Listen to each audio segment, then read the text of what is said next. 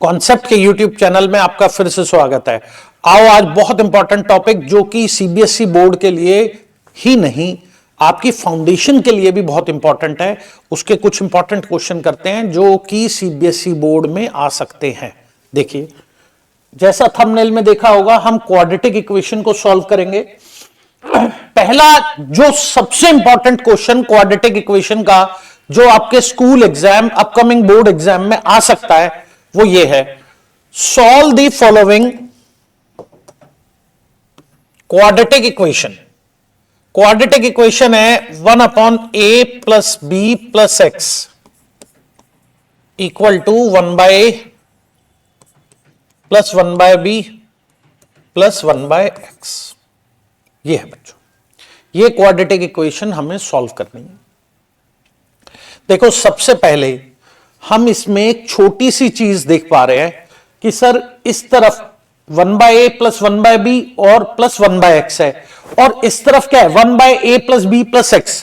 क्या x की term को एक तरफ ले सकते हैं कि अगर इसको हम यहां ले आए तो देखो क्वाड्रेटिक इक्वेशन क्या बनेगी, 1/a plus b plus x minus 1/x equal to 1/a plus 1/b। अब यहां एलसीएम लो, a b b plus a, और बच्चों इधर एलसीएम लो, ये एलसीएम लेके फ्रैक्शन सॉल्व करना आप क्लास 6 से करते आ रहे हैं, तो इसमें हम टाइम वेस्ट नहीं करेंगे। 1/a plus b plus x into x, यहां एक्स चला गया, minus a plus b plus x. अब देखो बच्चों, माइनस साइन है, ये अंदर जाएगा तो अंदर साइन चेंज कर देगा, so it will be like x minus a minus b minus x upon a plus b plus x into x equal to a plus b upon a B.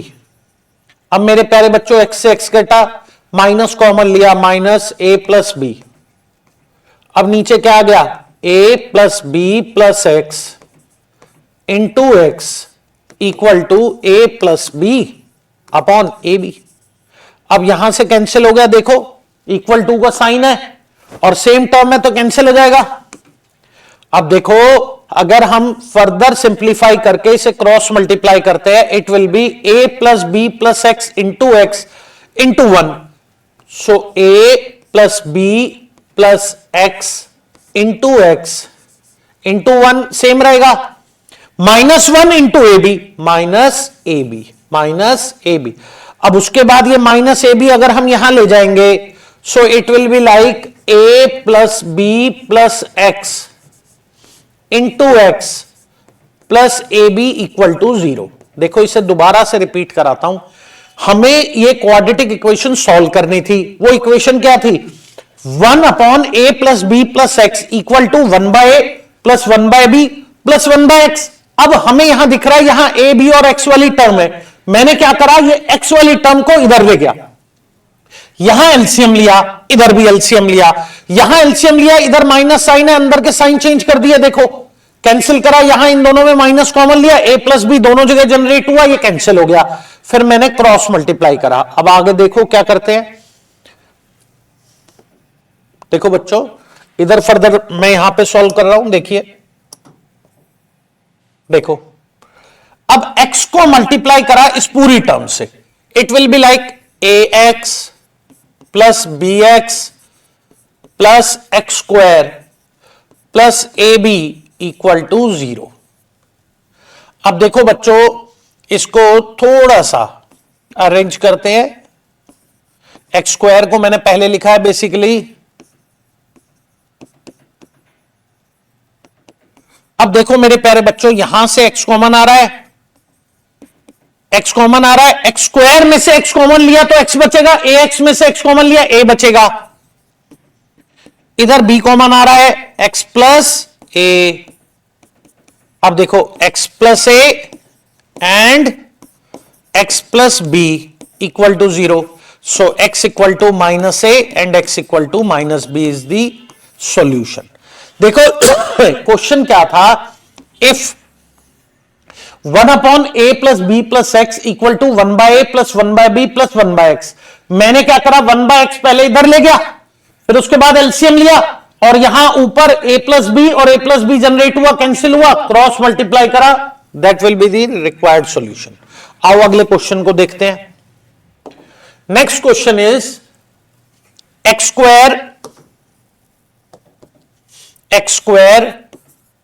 Plus a upon a plus b plus a plus b upon a। मेरे प्यारे बच्चों, ये question में थोड़ी सी typing mistake है। Into x plus 1 equal to 0। अब ये फर्स्ट पार्ट है, देखो बेटा, x square plus a upon a plus b by a into x plus 1 equal to 0।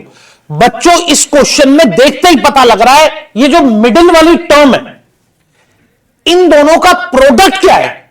1। देखो, a upon a plus b into a plus b by a, इनका product क्या है? देखो 1 है। तो क्या हम इस 1 को इससे रिप्लेस कर सकते हैं? Sir, x square plus a upon a plus b plus a plus b by a into x plus इस 1 को क्या हम इन दोनों का प्रोडक्ट लिख सकते हैं? a upon a plus b into a plus b by a। ऐसा मैंने क्यों किया?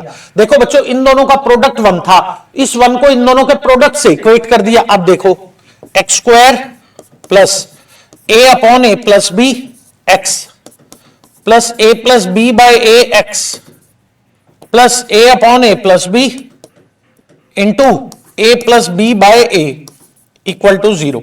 अब यहां से x कॉमन लो, x plus a upon a plus b. देखो मेरे प्यारे बच्चों, यहां एक्स स्क्वायर है, यहां x है, x कॉमन ले लिया। इधर देखो, ये वाली टर्म दोनों में कॉमन है, a plus b by a, तो x plus a upon a plus b.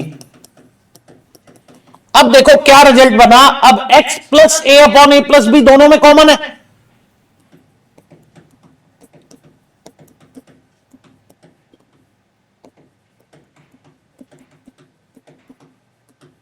अब इसे 0 से इक्वेट करके x की 2 वैल्यू आ जाएगी। देखो मेरे प्यारे बच्चों, क्वेश्चन में सिर्फ स्टार्ट करने में थोड़ा सा दिमाग चाहिए, इसको और भी तरीके से हम सॉल्व कर सकते हैं। पर आप देखो कि x को अंदर मल्टीप्लाई करा, एलसीएम लिया, उससे भी ये क्वेश्चन सॉल्व हो जाएगा। पर मैंने सबसे शॉर्टेस्ट रूट लिया है। देखो, इन दोनों का प्रोडक्ट क्या है? इन दोनों का प्रोडक्ट क्या है? सर, इन दोनों का प्रोडक्ट 1 है, a upon a plus b by a, इन दोनों का प्रोडक्ट 1 है। तो इस 1 को इन दोनों के प्रोडक्ट लिख दिया, उसके बाद x अंदर लेके फैक्टराइज कर दिया। आओ, इस क्वेश्चन में 2 पार्ट है, दूसरे पार्ट को देखते हैं बच्चों। पार्ट 2 इज, देखो, एक्स स्क्वायर, देखो बच्चों, x square plus x minus a plus 1 into a plus 2 equal to 0। अब देखो बच्चों, स्प्लिटिंग मिडिल टर्म आपने क्लास 8 में भी करा है, 9 में भी किया है। ये उसकी बेसिक सी एप्लीकेशन है, बस थोड़ा सा दिमाग लगाना। देखो, यहां स्प्लिटिंग मिडिल टर्म में हम क्या करते थे? मिडिल वाली टर्म को ऐसे स्प्लिट करो कि सम करें पहली और आखिरी टर्म का, सम करे तो यही आए, और मल्टीप्लाई करे तो पहली और आखिरी टर्म का प्रोडक्ट आए। अब देखो, यहां x का कोफिशिएंट 1 है, क्या हम इस 1 को ये लिख सकते हैं? a plus 2 minus a plus 1।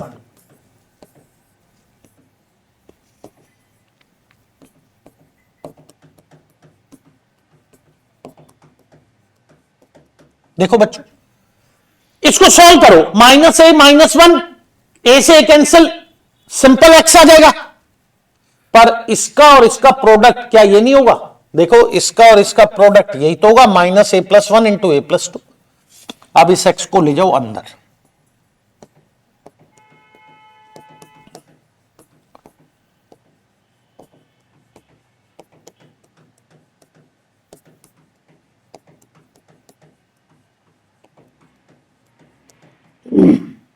अब मेरे प्यारे बच्चों, ये बहुत सिंपल है। इधर से x कॉमन लो, इधर से माइनस a प्लस 1 कॉमन लो, सो फैक्टराइज करोगे, ये आपने बहुत सारे क्वेश्चन जूनियर क्लासेस में ऐसे कर रखे होंगे।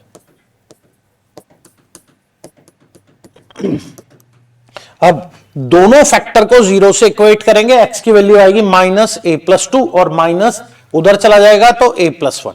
आओ अगले क्वेश्चन को देखते हैं बेटा। Question number 3। देखो सबसे पहले क्वेश्चन अटेम्प्ट करने से पहले आप ना पेन उठा के उसे लिख के सॉल्व मत करने लग जाया करो। एक बार देखा करो कि क्वेश्चन में पहला स्टेप पूछ क्या रहा है। जबरदस्ती हम इसको 3 को इससे मल्टीप्लाई करें, -4 को करें, एलसीएम ले, उससे पहले जरा क्वेश्चन को ध्यान से देखो।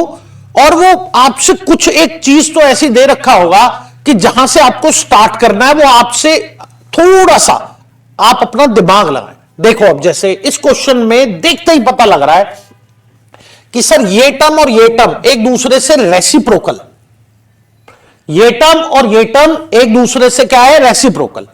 अगर हम लेट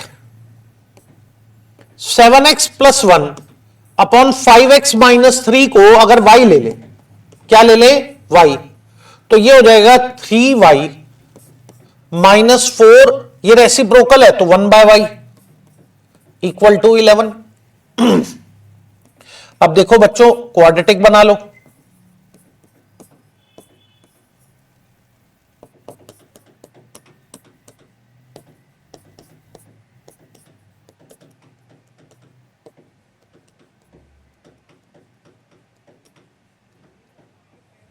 अब इसकी स्प्लिटिंग करोगे,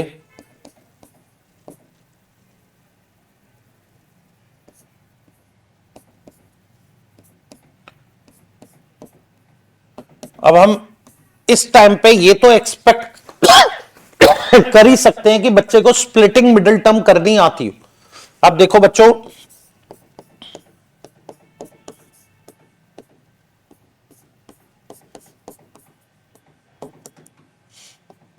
y की वैल्यू एक 4 आएगी और एक y की वैल्यू आएगी -1/3।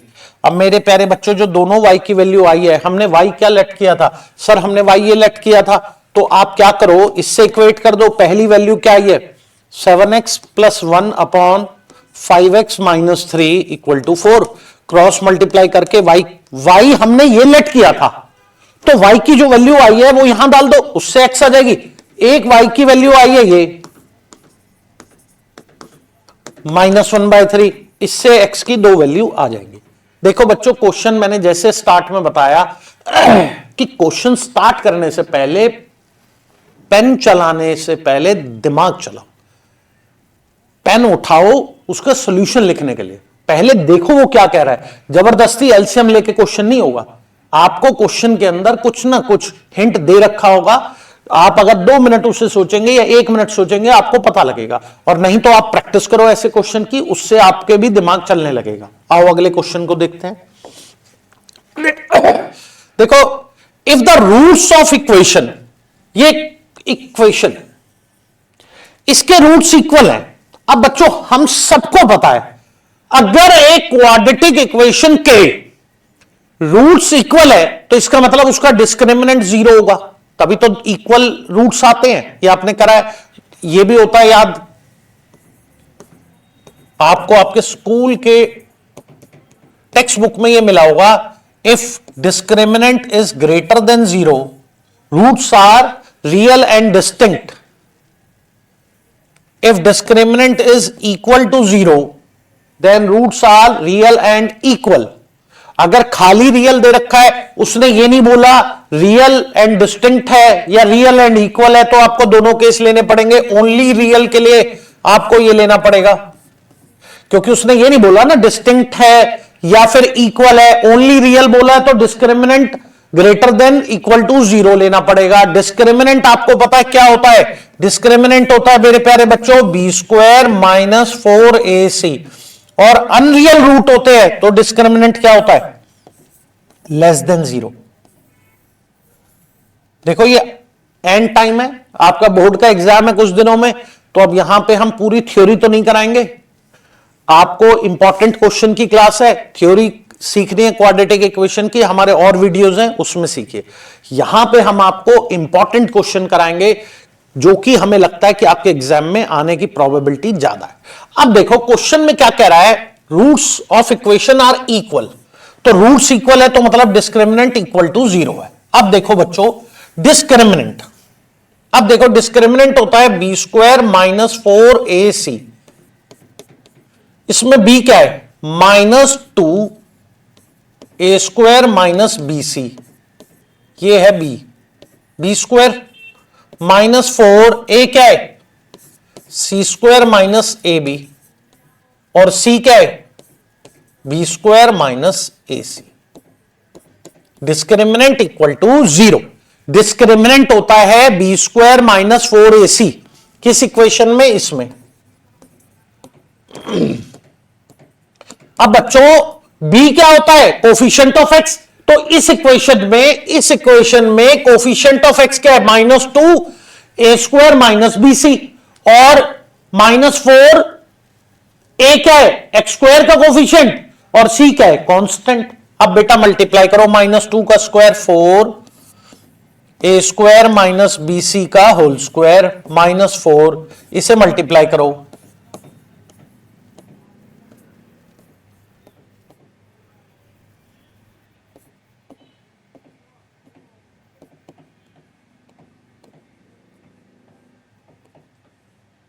अब देखो बच्चों 4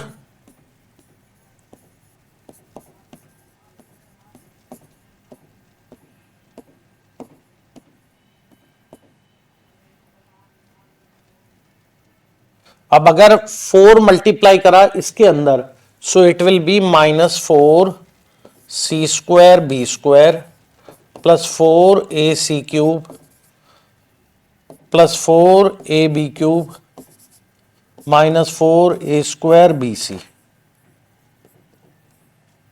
अब बच्चों 4 अंदर ले जाओ, 4a4 plus 4b square c square -8a square bc। अब ये एज इट इज उतार दो, 4c square b square plus 4ac cube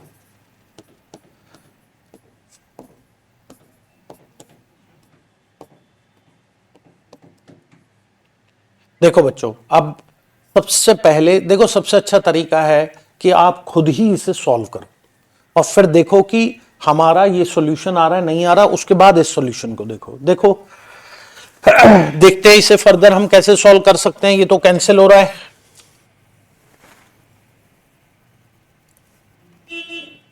देखो इसमें -8 है और ये -4 है,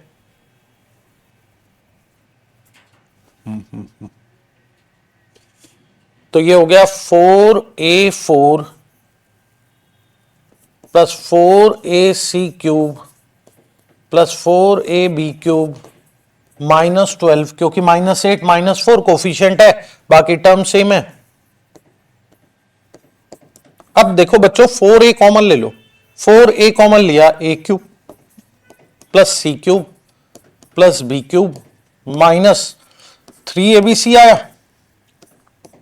अब देखो बच्चों, अब फैक्टराइज कर दिया तो 4a इक्वल टू 0, या तो a इक्वल टू 0 है या दिस टर्म इक्वल टू 0, तो a cube plus b cube plus c cube equal to 3abc है। देखो यही हमारा रिक्वायर्ड सॉल्यूशन था, या a इक्वल टू 0 है या a cube plus b cube plus c cube -3abc equal to 0, ये है। तो देखो बच्चों, सबसे पहले एक इंपॉर्टेंट टॉपिक आपको पता होना चाहिए, नेचर ऑफ रूट्स। अगर हमारे रूट्स सिर्फ रियल एंड इक्वल है तो आप लोगे discriminant b square minus 4ac equal to 0। आओ अगले क्वेश्चन को देखते हैं। अगला क्वेश्चन है, if the equations 1 plus m square bracket x square plus 2mc into x plus c square minus a square equal to 0 has equal roots, prove that this. तो ये question भी एज इट इज लास्ट की तरह है कि roots क्या है, equal, तो डिस्क्रिमिनेंट 0। डिस्क्रिमिनेंट 0 कैसे करेंगे, बी स्क्वायर माइनस 4ac 0। अब देखो b क्या है 2mcx -4, a क्या है 1 प्लस एम स्क्वायर और c क्या है c square minus a square. Equal to 0। अब देखो बच्चों 4m² c² x² -4 c² minus a² plus m² c² minus m² a² equal to 0। अब देखो 4m² c² x² minus 4 c² plus 4a² minus 4m² c² plus 4m² a²। देखो बच्चों, अब हम यहां पे पूरी इक्वेशन में क्या हम कुछ कॉमन ले सकते हैं? देखो बच्चों, जो b है b² माइनस 4ac, उसमें जो b है वो होता है x का कोफिशिएंट। क्या होता है? x का कोफिशिएंट। यहां पे x का कोफिशिएंट है 2mc। क्या है? 2mc। तो यहां x हमने फालतू लिया, इसे हटाओ,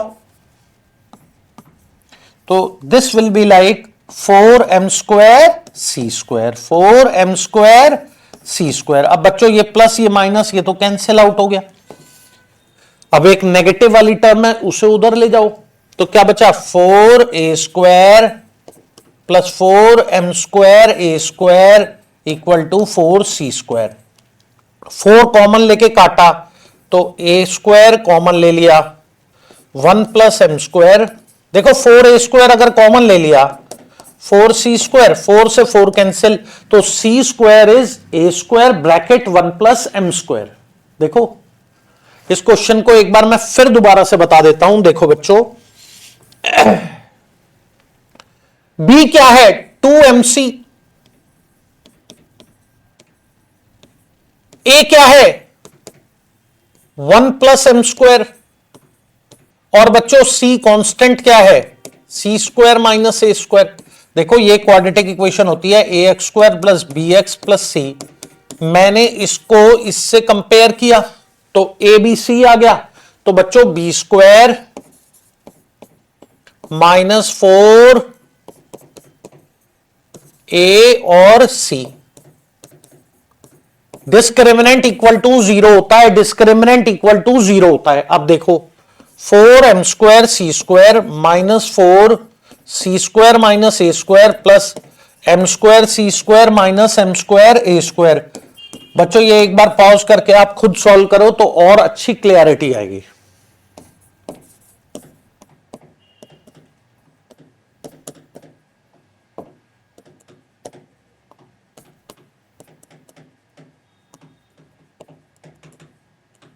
अब देखो बेटा 4c² वहां ले जाओ,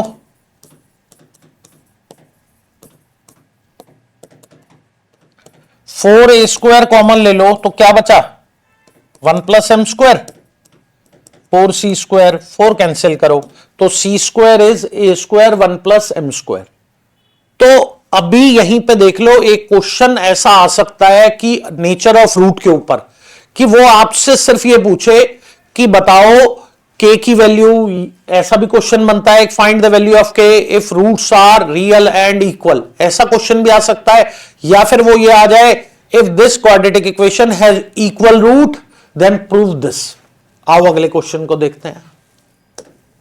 देखो बच्चों अगला क्वेश्चन भी सेम है, क्योंकि हमें लगता है कि इसके ऊपर इस बार बोर्ड में क्वेश्चन आ सकता है, तो इसलिए हमने 3-4 क्वेश्चन इसी के ऊपर डाले हैं। ये देखो, और ये सबसे अच्छा क्वेश्चन है इसका। If the roots this equal to 0 has equal, roots are equal, तो इसका मतलब डिस्क्रिमिनेंट 0। अब डिस्क्रिमिनेंट 0 तो मतलब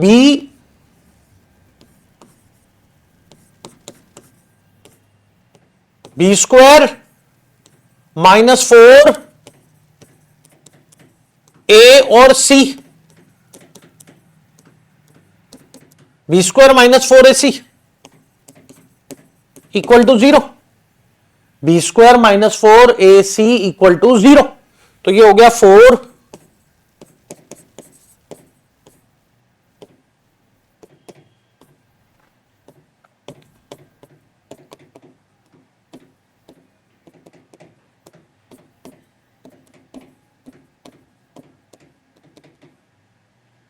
अब देखो बच्चों 4 ए प्लस बी का होल स्क्वायर हमने लगाया,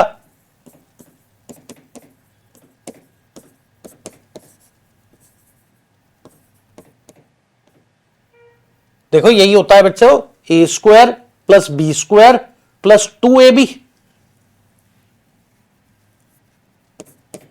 plus 2ab, a plus b का whole square, a square plus b square plus 2ab। अब यहां -4 है, अगर अंदर ले जाएं, या 4 इस पूरे में कॉमन ले लें बच्चों, 4 कॉमन आ रहा है पूरे में, यहां क्या बचेगा अब, minus a square c square minus a square d square minus b square c square और minus b square d square equal to 0।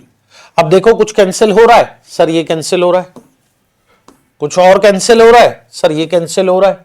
अब जो बचा उसमें से minus common low, this this this. अगर माइनस कॉमन क्यों लो, गौर से देखो, अगर माइनस कॉमन लेंगे ये दोनों टर्म क्या बन जाएंगी, पॉजिटिव, और ये क्या हो जाएगी, नेगेटिव। अब पहले 4 लिया था, अब माइनस कॉमन ले, तो a square d square plus b square c square minus 2ac/bd,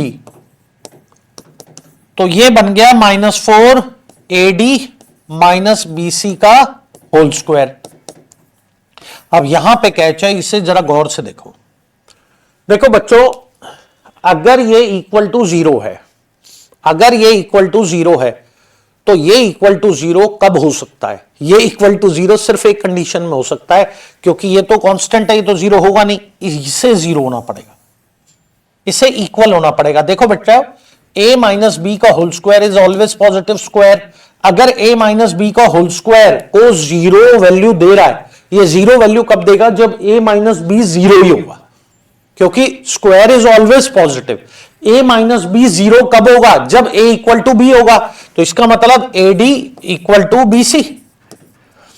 तो ad equal to b c कब होता है बेटा, ad equal to b c, b को यहां ले आओ, a by b equal to c by D.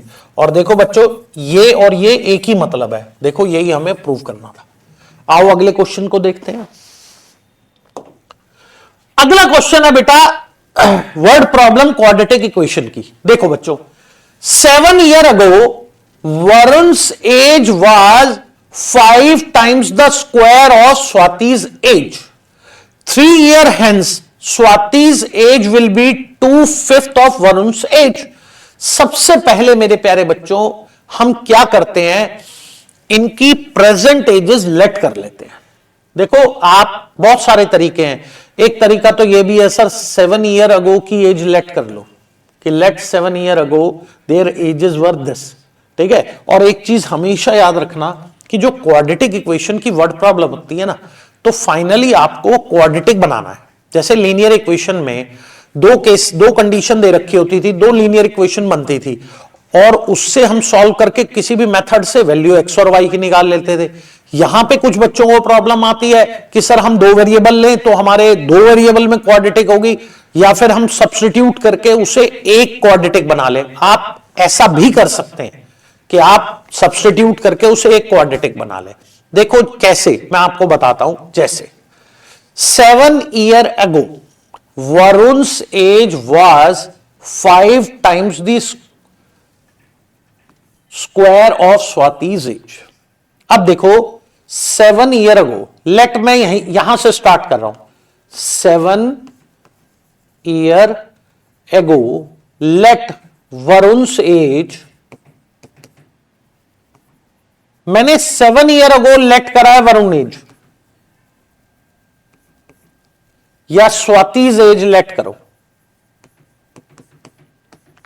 Swati की एज मैंने एक्स लेट कर ली, 7 साल पहले स्वाति की एज एक्स है, मैंने ये लेट किया, let Swati's age 7 year ago be x.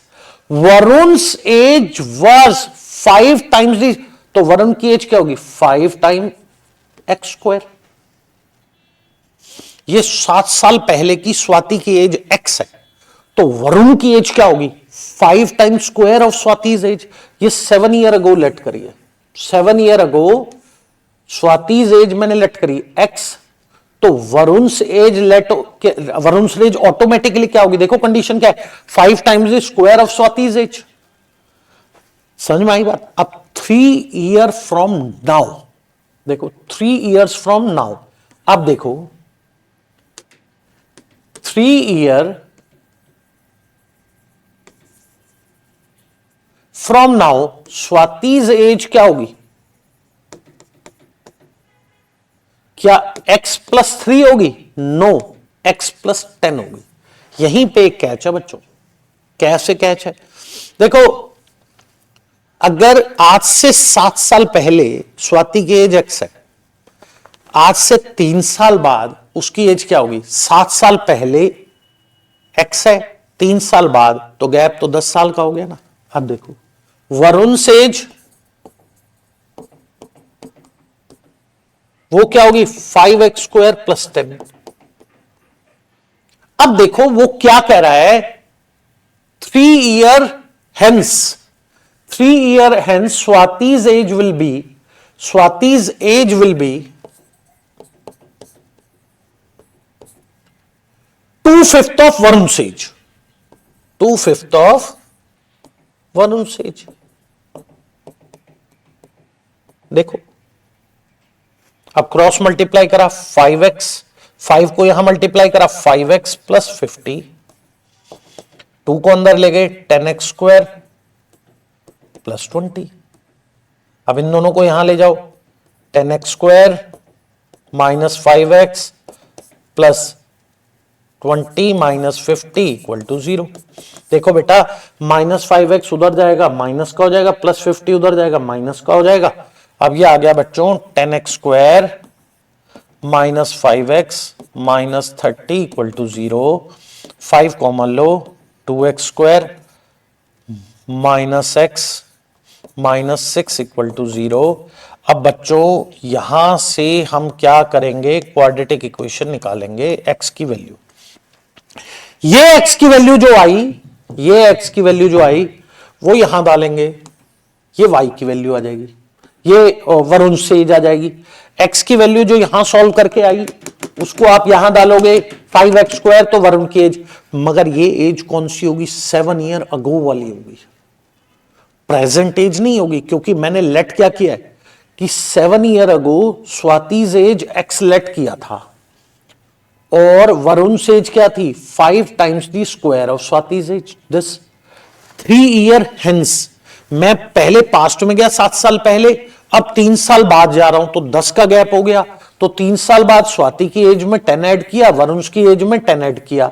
अब उस कंडीशन के अकॉर्डिंग मैंने एक क्वाड्रेटिक बनाई जिससे x की वैल्यू मैं निकाल लूंगा। इतनी कैलकुलेशन मैं एक्सपेक्ट करता हूं, क्लास 10th का पेपर है कुछ दिनों बाद आती होगी।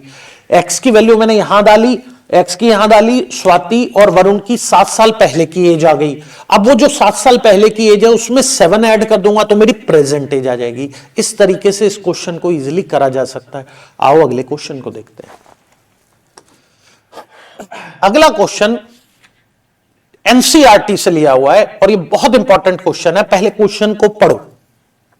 A pole has to be erected at a point on the boundaries of circular park of diameter 13 meter in such a way that difference of its distance from two diametric opposite fixed gate A and B on the boundaries are 7 meter। देखो बच्चों question देखो, circular park है एक, बच्चों circular park है, यहां पे एक पोल है।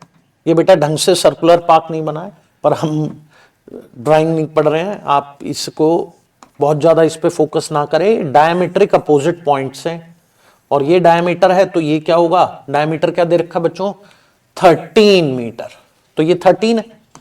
अब इसका इस डायमीट्रिक अपोजिट पॉइंट से डिस्टेंस का डिफरेंस 7, मतलब दिस और दिस का डिफरेंस 7 है। अगर ये x है, अगर ये x है तो ये क्या होगा x प्लस 7, तभी तो इन दोनों का डिफरेंस क्या आ जाएगा सर 7। भाई गौर से देखो, ये एक पोल है, इसका डायमीटर से जो 2 पॉइंट है उनके डिस्टेंस का डिफरेंस 7 है। ये x है, ये क्या है सर, डिफरेंस 7 है, एक 2 है तो एक 9 होगा। कम भी हो सकता है, ज्यादा भी हो सकता है, किसी भी केस से ले सकते हो। ऐसा भी हो सकता है सर एक 10 है तो एक 3 होगा, एक 10 है तो एक 17 होगा, तो मैंने ज्यादा वाला ले लिया। आप किसी से भी कर सकते हो। ये डिस्टेंस अगर x है तो ये 7 डिफरेंस 7 है, मतलब ये और ये 7 का गैप है, तो 7 माइनस है या 7 प्लस है, कुछ भी ले सकते हो। मैंने प्लस लिया, ये x है, ये x प्लस 7 है। डायमीट्रिक अपोजिट पॉइंट से डिस्टेंस का डिफरेंस, और डायमीटर का है 13। अब क्लास 9th में अगर आपने सर्कल चैप्टर किया हो तो आपको याद होगा angle in a semi circle, angle in a semi circle 90 degree होता है। तो मेरे प्यारे बच्चों ये क्या है 90। अगर ये 90 है तो APB एक राइट एंगल ट्रायंगल हो गया, और 90 के सामने वाला क्या है हाइपोटेनस। तो इसमें पाइथागोरस लग जाएगी, बेस स्क्वायर, क्या बेस ये है परपेंडिकुलर ये है, plus perpendicular square equal to hypotenuse square. अब देखो a प्लस बी का होल स्क्वायर लगाओ,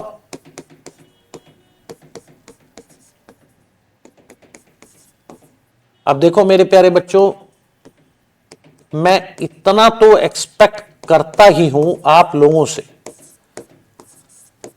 कि आप क्वाड्रेटिक इक्वेशन सॉल्व करके x की वैल्यू तो निकाल ही लोगे। इतनी मेरी एक्सपेक्टेशन तो आपसे रहेगी कि आपका बोर्ड का पेपर है कुछ दिनों बाद, तो क्वाड्रेटिक इक्वेशन बेसिक ये तो सॉल्व कर ही सकते हो। अब जो इस क्वाड्रेटिक इक्वेशन को सॉल्व करके x की वैल्यू आएगी वो यहां रख दो, तो आपके डिस्टेंस आ जाएंगे। देखो opposite fixed gate A and B boundaries 7 metre, is it possible to do so? If yes, देखो अब ये कैसे पता लगाएगा ये पॉसिबल है। देखो इसे सॉल्व भी कर लेते हैं, 2x square plus 14x minus 120 equal to 0। 2 common ले लो, x square plus 7x minus 60 equal to 0। बच्चों 2 कॉमन लेके नीचे ले गए। अब इसकी स्प्लिटिंग देखो, इसको हम स्प्लिटिंग 7x की कर सकते हैं,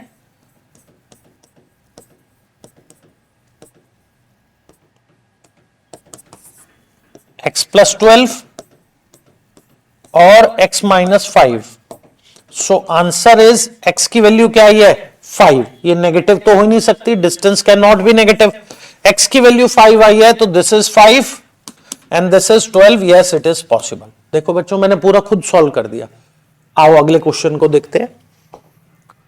देखो बेटा, N express train takes 1 hour less than a passenger train to travel 132 kilometre between Mysore and Bangalore. Mysore और बेंगलोर में, देखो बच्चों क्वेश्चन को पहले ढंग से देखो, मैसूर और बेंगलोर में 132 किलोमीटर का डिस्टेंस है।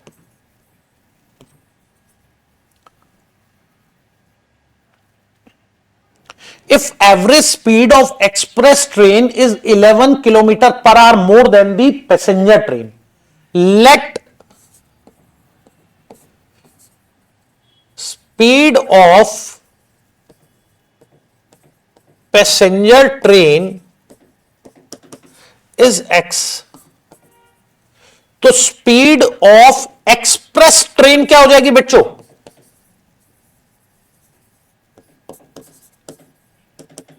देखो क्या लिखा है, express train is 11 kilometre per our more than passenger train. जब पैसेंजर ट्रेन की स्पीड आपने x ले ली है तो एक्सप्रेस की क्या हो जाएगी x प्लस 11। ये फास्ट चल रही है, ये कम टाइम लेगी। देखो आगे क्या कह रहा है, an express train takes 1 hour less than passenger train. अब देखो टाइम जो एक्सप्रेस ट्रेन ले रही है वो 1 घंटा कम ले रही है। टाइम जो एक्सप्रेस ट्रेन ले रही है वो 1 घंटा कम ले रही है। तो टाइम बाय एक्सप्रेस ट्रेन 1 घंटा कम ले रही है, टाइम बाय पैसेंजर ट्रेन ऐसे लिख सकते हैं आप, ये भी तरीका है। पैसेंजर ट्रेन जो टाइम ले रहा है और टाइम जो एक्सप्रेस ट्रेन ले रहा है इक्वल टू 1 है डिफरेंस। देखो बच्चों 1 घंटा कम ले रही है, इस बात का क्या मतलब है, जैसे एक्सप्रेस ट्रेन तेज भाग रही है, उसकी speed 11 kilometre per our faster है।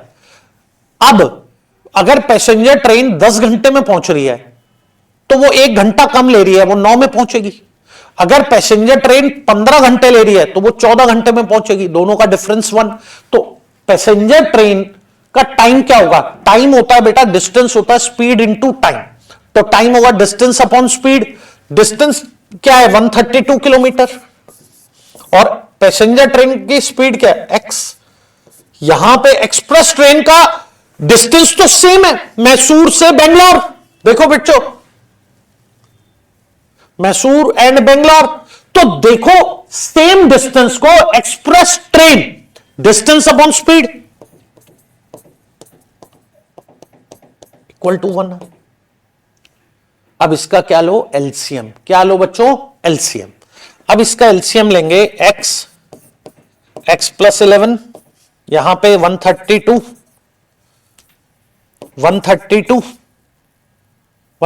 आप बाहर कॉमन भी निकाल सकते हैं बच्चों। x प्लस 11 माइनस एक्स कैंसिल आउट हो गया, इक्वल टू 1। क्रॉस मल्टीप्लाई करेंगे, x into x plus 11, x square plus 11x equal to 132 into 11। इसको यहां ले जाओ, इसको यहां ले जाओ और इसकी स्प्लिटिंग करो। बच्चों देखो, अब क्लास 10th के इस स्टेज पे आके मैं ये तो एक्सपेक्ट करूंगा कि आप स्प्लिटिंग तो ढंग से कर ही लोगे, क्योंकि अगर इसमें भी प्रॉब्लम है तो 4 दिन के अंदर तो बोर्ड की हम क्या ही प्रिपरेशन कराएं। देखो यहां ले जाओ, इससे x की वैल्यू निकालो, जो x की वैल्यू आएगी वो पैसेंजर ट्रेन की स्पीड होगी, और उसको 11 ऐड कर दोगे तो वो एक्सप्रेस ट्रेन की स्पीड होगी। आओ अगले क्वेश्चन को देखते हैं। A motor boat whose speed in still water is 18 kilometer per hour takes 1 hour more to go 24 kilometer upstream। बेटा स्ट्रीम मतलब, जैसे अपस्ट्रीम का मतलब क्या है? ये हमने लीनियर में भी करा था। जैसे बोट ऐसे जा रही है, पानी ऐसे जा रहा है, तो दोनों की डायरेक्शन अपोजिट है, तो बोट थोड़ी सी स्लो होगी। बोट थोड़ी सी स्लो होगी। क्यों स्लो होगी? क्योंकि बोट ऐसे जा रही है, पानी ऐसे जा रहा है। तो दोनों की, भाई बोट स्लो क्यों होगी? जब आपके अगेंस्ट कोई फोर्स लग रही है तो वो आपको रोकेगी ना, उसे अपस्ट्रीम बोलते हैं। डाउनस्ट्रीम, बोट भी ऐसे जा रही है और पानी की भी फ्लो ऐसे है, तो स्पीड फास्ट होगी, उसे डाउनस्ट्रीम बोलते हैं। तो बोट की स्पीड 18 है। पहले लेट करेंगे स्पीड ऑफ स्ट्रीम, यही हमें निकालना है। Let speed of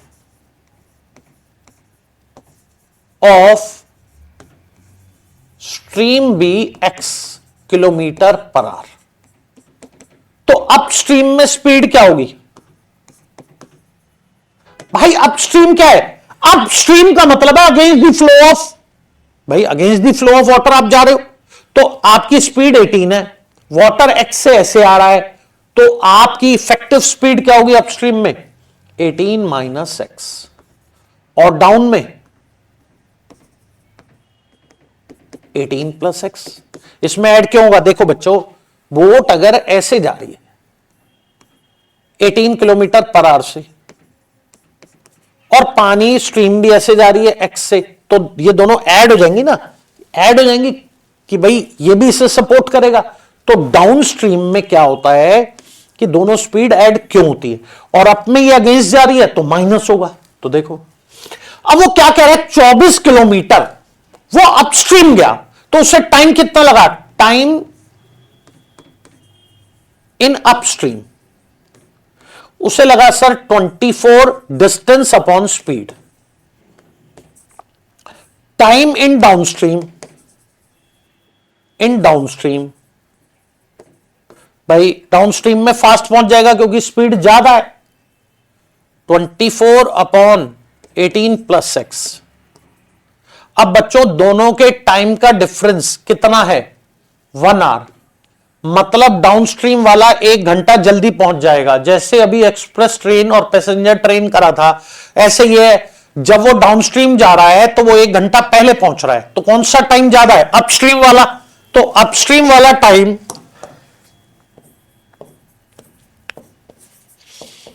minus downstream वाला टाइम इक्वल टू 1 आवर, क्योंकि ये टाइम 1 घंटा ज्यादा है, तो ये 10 है तो ये 9 है, तो कोई भी मैं फिगर ले रहा हूं रैंडम, ये 1 घंटा ज्यादा है, वो देख 1 आवर मोर, तो दिस माइनस दिस 1 होगा, 24 कॉमन लो, 1/18 minus x minus 1/18 plus x equal to 1।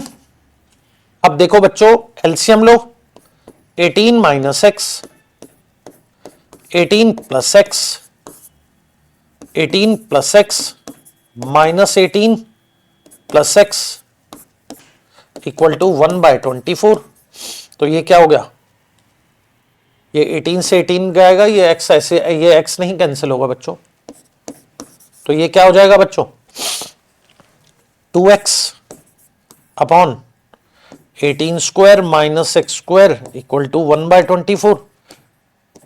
अब क्रॉस मल्टीप्लाई करके क्वाड्रेटिक इक्वेशन से x की वैल्यू निकालनी है। मैंने बहुत बार बोला है कि क्वाड्रेटिक इक्वेशन की प्रैक्टिस करना, आपने अंत तक आंसर निकालना है, ठीक है।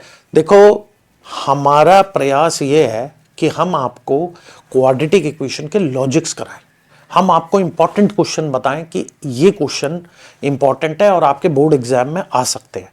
इसके बाद फर्दर मैं एक्सपेक्ट करता हूं कि क्वाड्रेटिक इक्वेशन आपको सॉल्व करनी आती ही होगी, क्योंकि वो 10 से पहले भी आपने पास्ट में कर रखी है।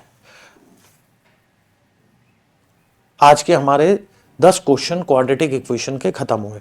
अगर आपको मजा आ रहा है कि नहीं सर ये इंपॉर्टेंट क्वेश्चन है, और देखो हमारा एक्सपीरियंस भी है, कितने सालों से हम पढ़ा रहे हैं, तो हमें पता होता है कि किस टाइप के क्वेश्चन बोर्ड में पूछे जाते हैं। Thank you very much.